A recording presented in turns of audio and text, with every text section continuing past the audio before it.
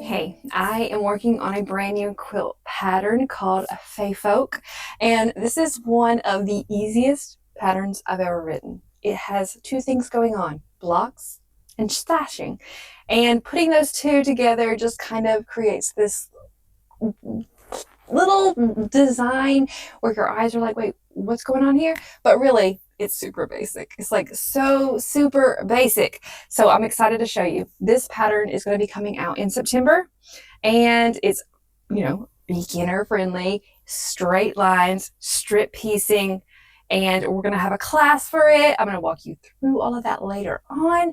Right now, I want to show you the quilt. All right, so just some quick pictures, real quick. And there was a lot of debate on my background choice, which I just chose and got started and then went digging in and just loved it. And then Wade was like, I don't like the brown. And I'm like, ah. But anyway, he always gives unsolicited opinions.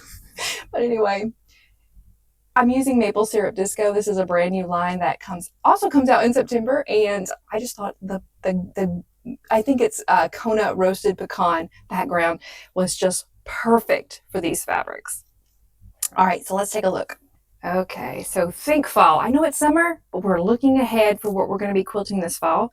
Anyway, this is the 51 inch by 51 inch quilt. And you've already seen me make this one in a different size already with a white background. But here it is with a little bit darker. And again, my maple syrup disco fabrics, which are all geometrics. So no florals, which is kind of crazy for me.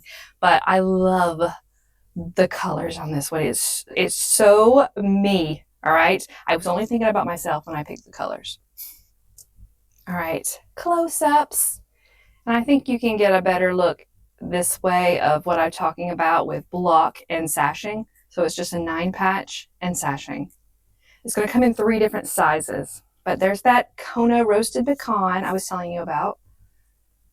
All the seams are pressed open, which was kind of freeing, if I'm being honest.